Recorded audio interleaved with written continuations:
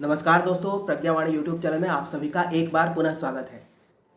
दोस्तों, गुरुदेव हमेशा कहा करते थे, आपने भी सुना होगा कि उल्टे को उलटकर सीधा करना है। जिस तरह से कबीर की उलटबासियाँ प्रसिद्ध हैं, उसी तरह से हमेशा गुरुदेव ने ये कहा है कि ये ज़माना जो है ये उल्टा हो गया है, इसको उलट के सीधा करना है। आजकल ये नवरात्रि का समय है और इस नवरात्रि को भी हिंदू समाज में तमाशा बना दिया है।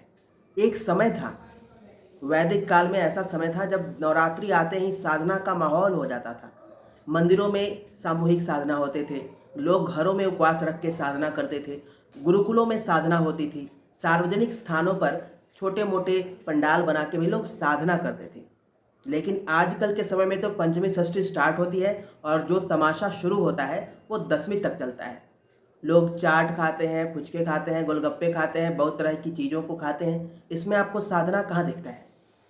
लाउड स्पीकर बजता है, कान फोड़ी ध्वनि में खूब संगीत बजता है, उसमें फिल्मी गीत भी बजता है, लोग सजते हैं, संवरते हैं और पूरा का पूरा जो साधना का ये समय था, ये जो 9 दिनों का भारतीय संस्कृति में अपने शक्ति के जागरण का समय था, ये पूरा का पूरा समय हम बर्बाद कर देते हैं।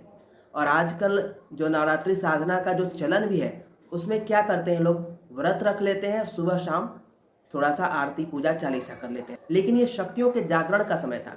लोग अपने व्यवसाय से छुट्टी लेकर 9 दिवस तक साधना करते थे, जब करते थे तब करते थे। लेकिन आज तमाशा बना हुआ है। वैदिक समय में ऐसा तमाशा नहीं था, हर पर्व त्यौहार को बड़े ही शिद्दत से मनाया जाता था। वैदिक समय में जैसे आपने अगर रामायण देखी हो, महाभारत देखा हो, तो क्या आपने इस तरह का हुड़दंग देखा है? हम वैदिक काल और हिंदू सनातन होने का तो बड़ा दंभ भरते हैं, लेकिन हम शायद भूल गए हैं कि हमारे पर्वों का उद्देश्य क्या था और उसको मनाने की प्रक्रिया क्या थी। साधनात्मक जीवन, ये जो साधना 9 दिवस का साधना था, ये केवल 9 दिवस का साधना नहीं है।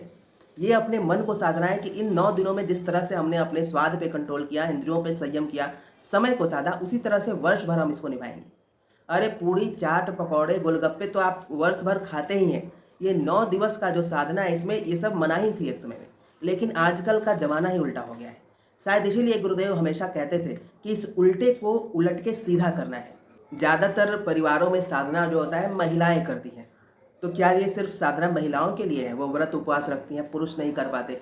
पुरुषों के साथ एक समस्या जरूर है कि वो जॉब करते हैं, कहीं ना कहीं व्यवसाय करते हैं, तो उनको जो है वो मतलब पूरा समय नहीं मिल पाता, इसलिए वो उपवास तो नहीं कर सकते। लेकिन जीभ पे संयम करके उनको भी साधना करनी चाहिए। यहाँ तक कि घर के छोटे बच्चों को भी छोटी छोटी साधनाओं में प्रवृत्त करना चाहिए। लेकिन इसमें ये ज़रूरी है कि हम अपने नवरात्रि साधना जैसे एक उच्चतम प्रयोग को बहुत ही गंभीरता से लें और इसको फिल्मी तमाशा ना बनाएं। धन्यवाद।